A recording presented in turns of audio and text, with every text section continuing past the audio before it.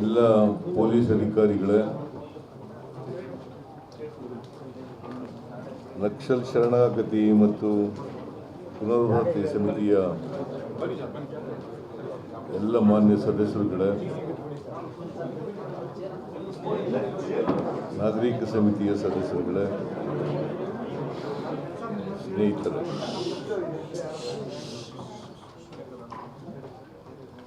ಸುಮಾರು 20 ವರ್ಷಗಳಿಗೂ ಹೆಚ್ಚು ಕಾಲ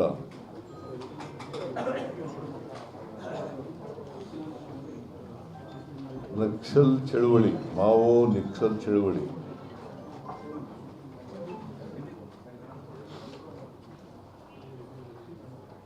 ಆ ದಾರಿನಲ್ಲಿ ನಡೆದು ಕಾಡಿನಲ್ಲಿ ಇದ್ಕೊಂಡು ಚಳವಳಿ ಮಾಡ್ತಾ ಇದ್ದಂಥ 6 ಜನ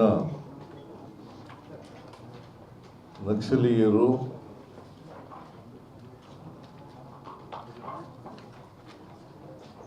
ನಕ್ಸಲ್ ಶರಣಾಗತಿ ಪುನರ್ವಸತಿ ಸಮಿತಿಯ ಅವರ ಪ್ರಯತ್ನದಿಂದ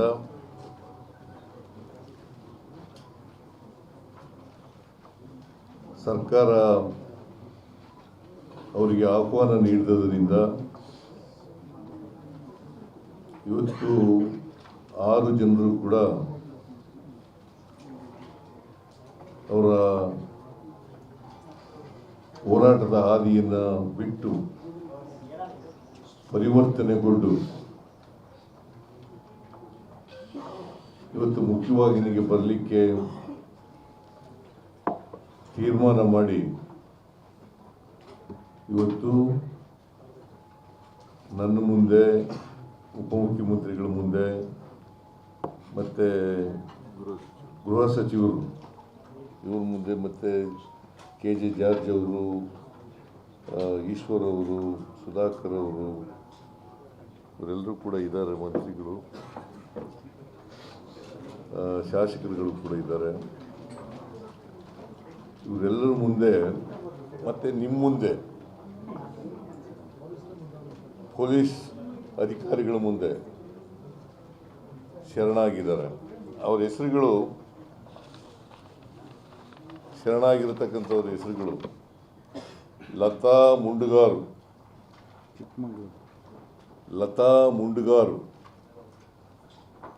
ಚಿಕ್ಕಮಗಳೂರು ಜಿಲ್ಲೆ; ಸುಂದರಿ ಕುತ್ಲೂರು, ಸುಂದರಿ ಕುತ್ಲೂರು, ದಕ್ಷಿಣ ಕನ್ನಡ ಜಿಲ್ಲೆ;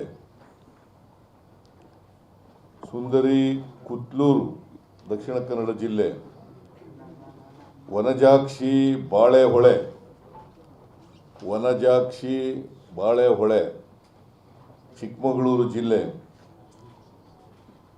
ಮಾರಪ್ಪ ಆರೋಲಿ, ಮಾರಪ್ಪ ಆರೋಲಿ, ರಾಯಚೂರು ಜಿಲ್ಲೆ;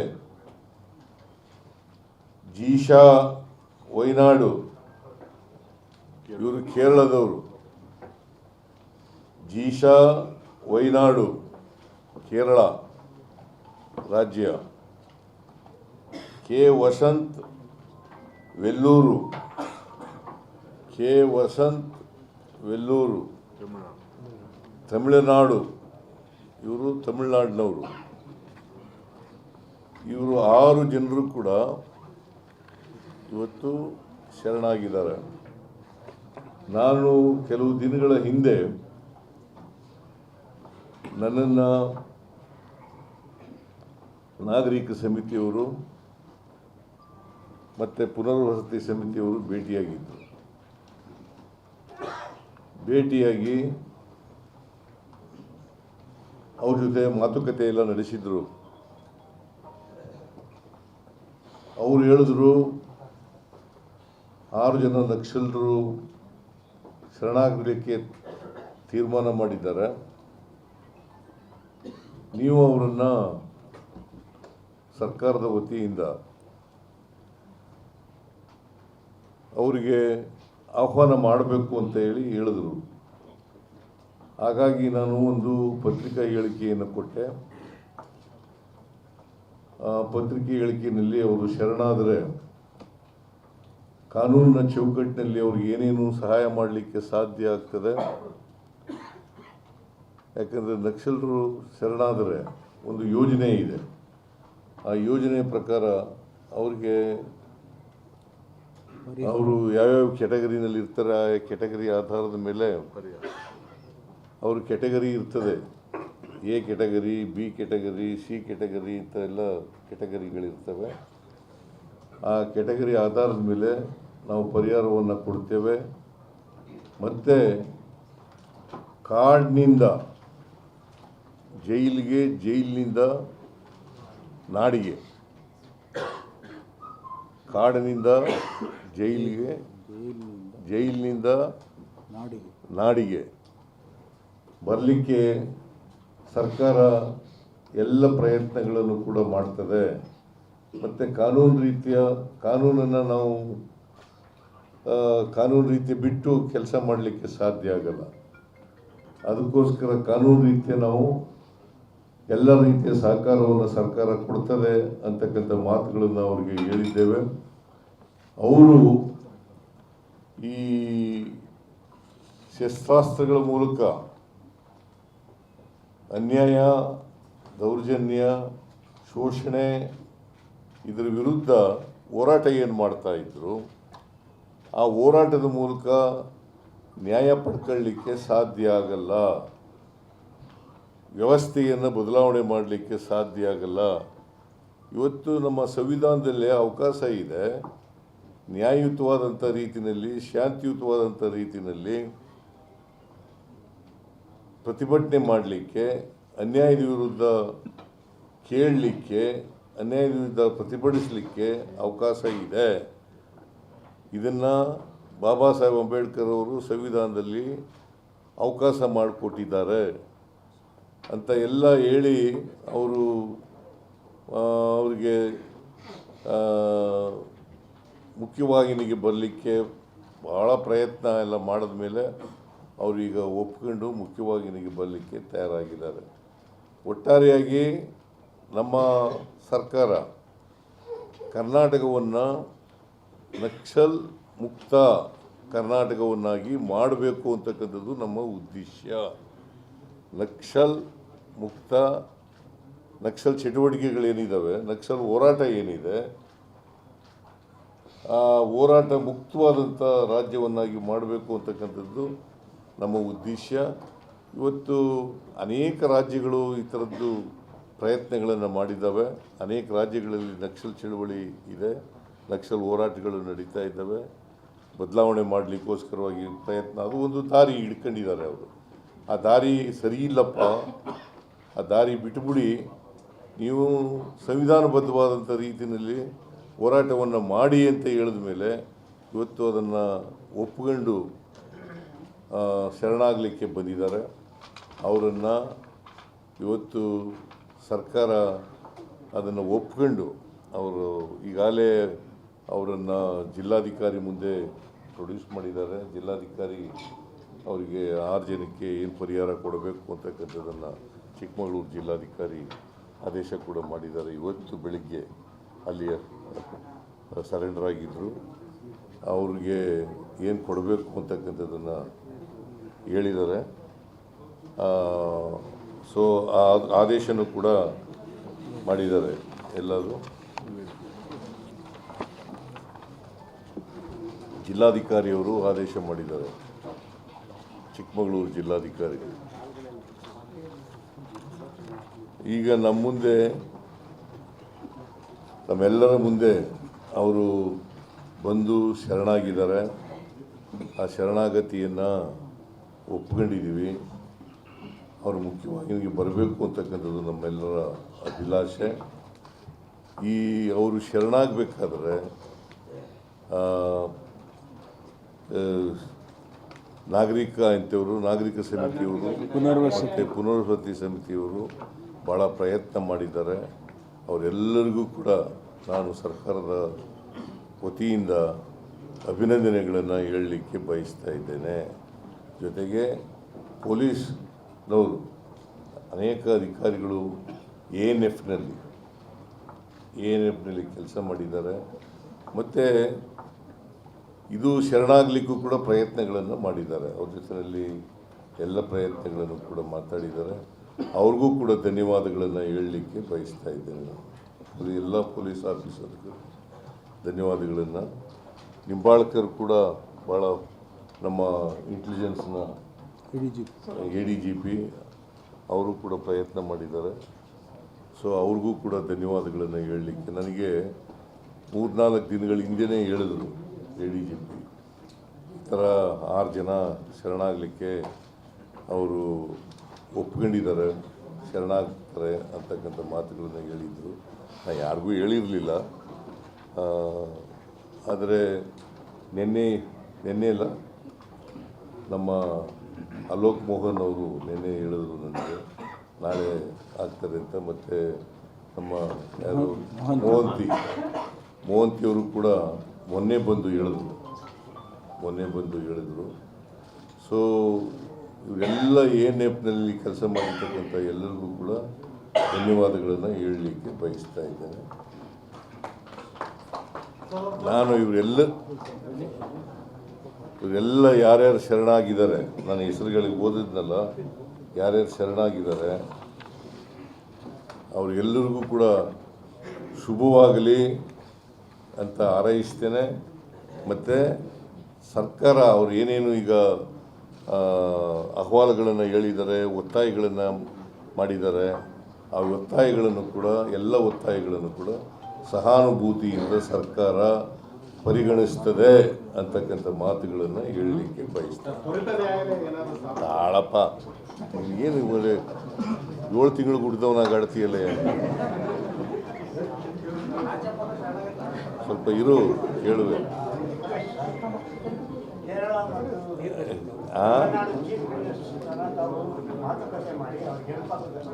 ಯಾರಿಗೆ? ಕೇರಳ ತಮಿಳುನಾಡು ಚೀಫ್ ಮಿನಿಸ್ಟ್ರಿಗೆ ಮಾತಾಡಿ ಅಲ್ಲಿ ಕೂಡ ಕೇಸಸ್ ಎಲ್ಲ ಇದೆ. ಅವ್ರ ಜೊತೆಲೂ ಮಾತಾಡ್ತೀನಿ, ಕೇರಳ ಚೀಫ್ ಮಿನಿಸ್ಟರ್ ಜೊತೆ ಮಾತಾಡ್ತೀನಿ, ತಮಿಳುನಾಡು ಚೀಫ್ ಮಿನಿಸ್ಟರ್ ಜೊತೆಲೂ ಮಾತಾಡ್ತೀನಿ, ವೆಂಕಟೇಶ್ ಮಾತಾಡ್ತೀನಿ. ಈಗ ನೀವು ಪ್ರಶ್ನೆ ಕೇಳಬಹುದು,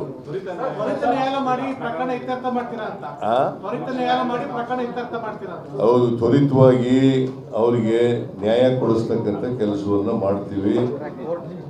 ನ್ಯಾಯಾಲಯಗಳನ್ನು ಮಾಡಿ ತ್ವರಿತವಾಗಿ ಅದು ಇತ್ಯರ್ಥ ಅವರ ಮೇಲಿರ್ತಕ್ಕಂಥ ಮೊಕದ್ದಮೆಗಳು ಇತ್ಯರ್ಥ ಆಗೋ ರೀತಿಯಲ್ಲಿ ಮಾಡ್ತೀವಿ.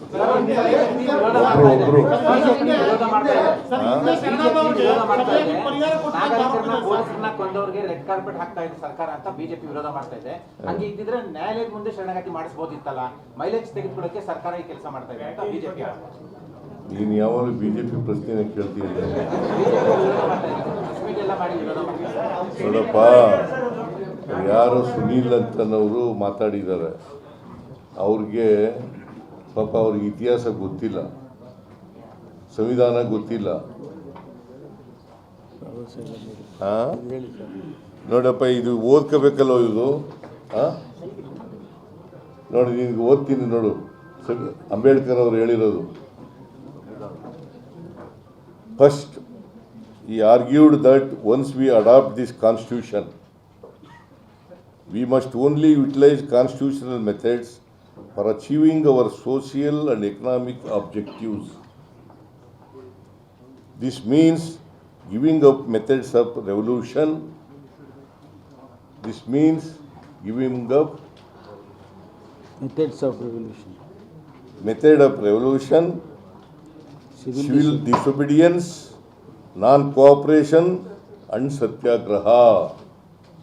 He remarked, when there was no way left for constitutional methods for achieving economic and social objectives, there was a great deal of justification for unconstitutional methods.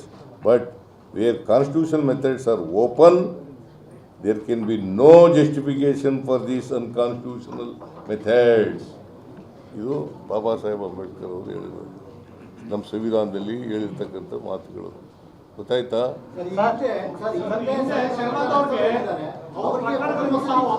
ಹಿಂದೆ ಶರಣಾದವ್ರಿಗೂ ಸಹ ಈಗಿನ ಸರ್ಕಾರ ಸೌಲಭ್ಯ ಕೊಡ್ತೀವಿ ಅಂತ ಹೇಳಿ ಅದು ಫುಲ್ಫಿಲ್ ಆಗಿಲ್ಲ ಅನ್ನೋ ಒಂದು ಆರೋಪ ಇದೆ. ಒಂದು ವೇಳೆ ಫುಲ್ಫಿಲ್ ಆಗದೆ ಹೋದರೆ ಫುಲ್ಫಿಲ್ ಮಾಡ್ತೀವಿ. ಸಿಎಂ ಸರ್ ಒಂದು ಇಂಗ್ಲಿಷ್ ಅಲ್ಲಿ ಸರ್ ಹಾ? 6 persons who are in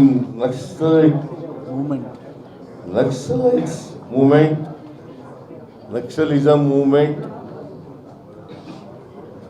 since more than 20 years.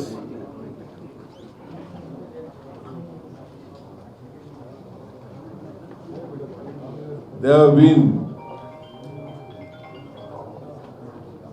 persuaded to join the mainstream. struggling in the forest to get the justice.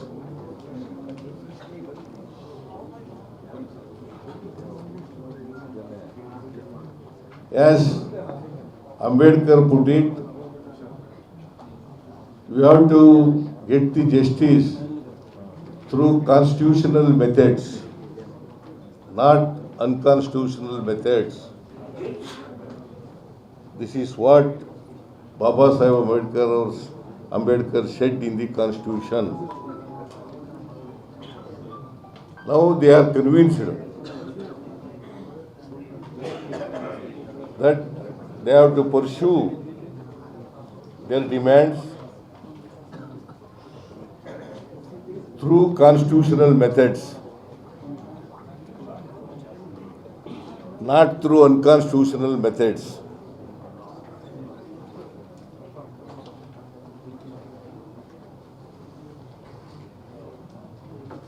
That is why they have taken a decision to come to mainstream.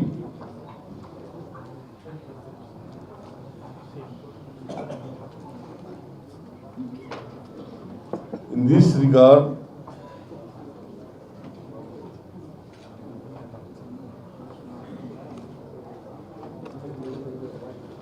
the members of the Rehabilitation Committee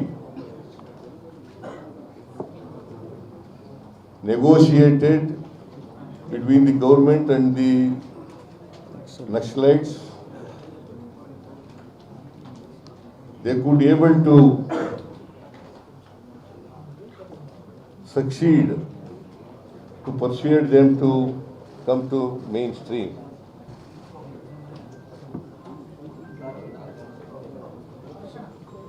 On behalf of the government of Karnataka, I thank all the members of the Rehabilitation Committee.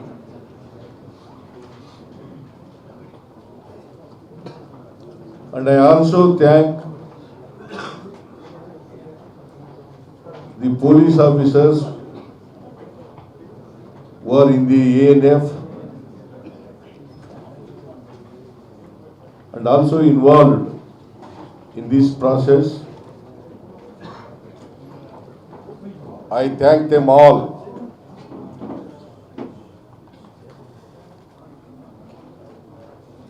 I welcome and also our government welcome the decision of the Naxalites who are surrendered today, and they have placed before us some demands, and the government will look into all these demands sympathetically.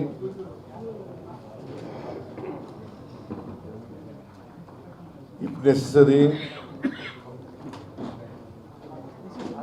will constitute special courts to try and dispose of the cases against them as early as possible. Sir ಅವರ demand ಲಿಸ್ಟ್ನಲ್ಲಿ Vikram Gowda encounter ಬಗ್ಗೆ ಕೂಡ ತನಿಖೆ ಆಗಬೇಕು ತಪ್ಪಿತ ಅದು CID ಕೊಟ್ಟಿದ್ದೀವಿ ಈಗಾಗಲೇ. CID enquiry ಮಾಡ್ತಾ ಇದೆ ಅದನ್ನು. ಕರ್ನಾಟಕದಲ್ಲಿ ಎಂಡಾಯ್ತು ಅಂತಾನ ಸರ್? ಕರ್ನಾಟಕದಲ್ಲಿ ನಕ್ಸಲಿಸಂ ಸಂಪೂರ್ಣವಾಗಿ ಎಂಡಾಯ್ತು ಅಂತಾನ? ನನ್ನ ಪ್ರಕಾರ ಎಂಡಾಗಿದೆ. ಸರ್ ಹಾಗಾದ್ರೆ ANF ಡಿಸಾಲ್ವ್ ಮಾಡ್ತೀರಾ ಅಂತ ಸರ್? ಈಗ ಆಲ್ರೆಡಿ ಈಗ ಸಂಪೂರ್ಣವಾಗಿ ನಮಗೆ ಮಾಹಿತಿ ಸಿಕ್ಕಿದ ಮೇಲೆ ಸಂಪೂರ್ಣ ನಕ್ಸಲಿಸಮ್ಮು ಮುಕ್ತ ಆಗಿದೆ ಕರ್ನಾಟಕ ಸ್ಟೇಟ್ ಅಂತಂದಮೇಲೆ ANF ಇರಬೇಕಾದಂಥ ಅಗತ್ಯ ಇಲ್ಲ. You will take a decision litre.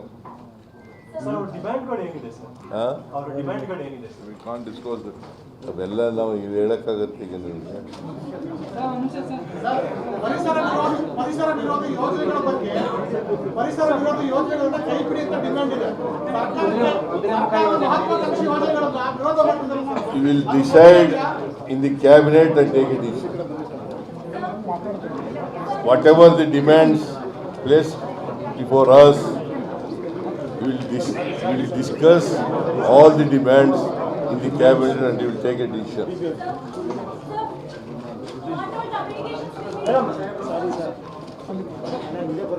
ಅವರು ನೋಡಿ ಇಲ್ಲಿ ಡಿಮ್ಯಾಂಡ್ಸ್ಗಳೆಲ್ಲ ಕೊಟ್ಟಿದ್ದಾರೆ, ಬೇಕಾದ್ರೆ ಅವ್ರಿಗೆಲ್ಲ ಕೊಡಿ. ಏನಂತ ಗೊತ್ತಾಗಲಿಲ್ಲ.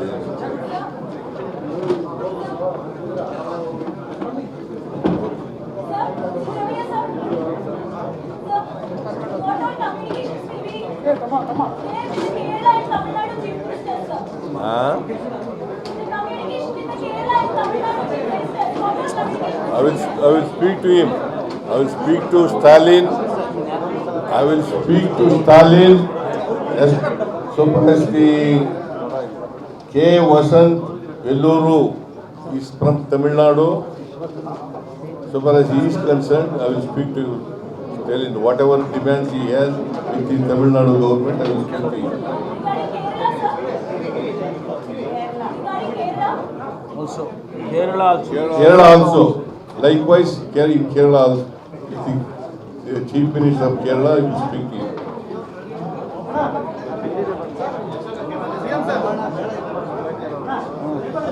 CLP ಸಭೆಕಂತಿದೆ ಏನು ಸರ್? ಅದಕ್ಕೆ CLP Thank you all. Thank you.